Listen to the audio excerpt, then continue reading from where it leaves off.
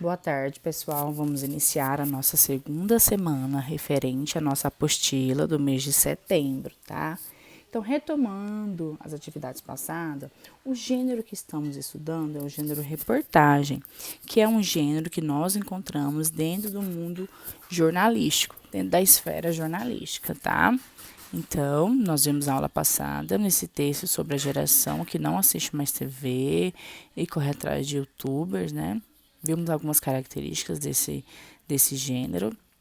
E aqui vocês vão ler, tá? Esse textinho referente à segunda semana, que ele retoma tudo que foi mostrado na aula passada. As características do gênero, né? A reportagem, que ela explica um tema de forma abrangente, de forma detalhada, que são acontecimentos, né? É, o corpo da notícia, que apresenta um aprofundamento do que está falando no lead, que é o primeiro parágrafo, enfim. Vocês vão ler todos esses textinhos relacionados à segunda semana. E o próximo texto, que é o texto de hoje, nós vamos trabalhar com a pandemia de H1N1, que é conhecida como gripe suína, que teve em 2009, que ela não atingiu as proporções do coronavírus, né, uma pandemia tão grande como que a gente está vivendo hoje, mas que ela também aconteceu, né, uma pandemia mais leve, que trouxe uma grande quantidade de mortes também, é o que a gente vai estudar hoje por ser parecido, tá? Então, vocês vão ler esse texto para ler em voz alta várias vezes, né? Eu já mostrei o texto passado, quais são as características, como ele é dividido. Então, o texto fala da H1N1, que chama-se 10 anos do surto global de H1N1, que aconteceu em 2009, né? Então, ano passado, após 10 anos, a gente tem outra pandemia.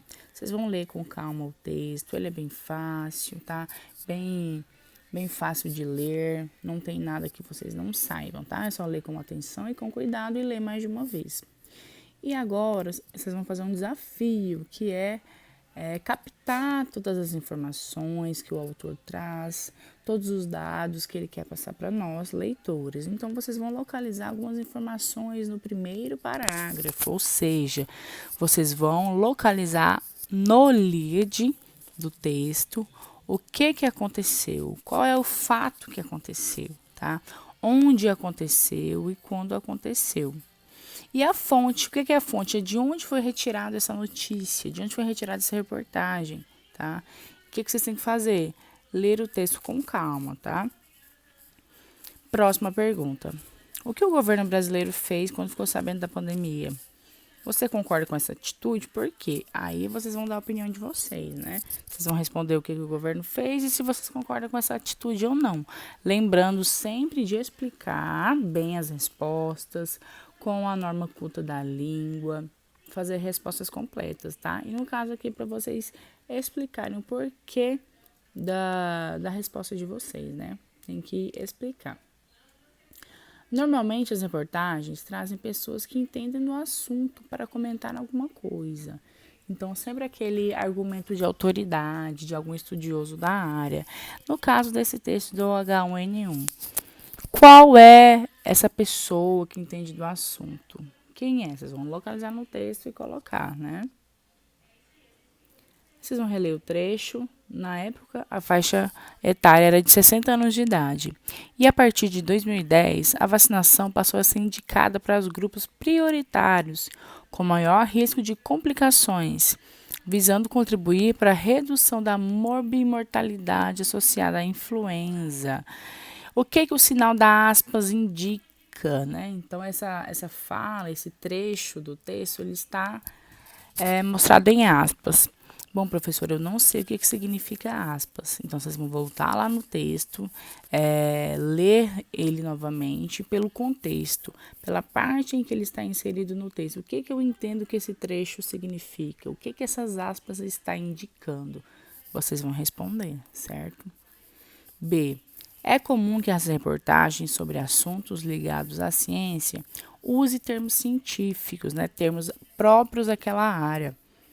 Existe um termo que é próprio dos médicos, uma palavra que é própria dos médicos, que é usada na medicina. Qual termo é esse? e o que ele significa. Então, vocês vão procurar lá no texto qual que é esse termo próprio dos médicos e procurar o seu significado. Próximo. Segundo o texto, qual que é a importância de se vacinar? Então, a resposta que vocês forem colocar aqui é segundo o autor, segundo a ideia do autor. Então, vocês vão colocar de acordo com o que o texto diz. Observe a linguagem do texto, se ela é formal ou é informal, tá? Nós já estudamos, né, a definição de formal e informal. E vocês vão levantar hipóteses. O que são as hipóteses? São as possíveis respostas para o que você acha que a autora escolheu essa linguagem. Se for uma linguagem mais informal, vocês vão tentar explicar por que essa linguagem que ela utilizou é informal. E se for uma linguagem mais formal, com palavras mais da gramática, mais a normativa, com menos índices de oralidade, porque nós vimos que a linguagem informal ela vem da oralidade, né? Aí vocês vão tentar levantar essas hipóteses para explicar o motivo que levou o autor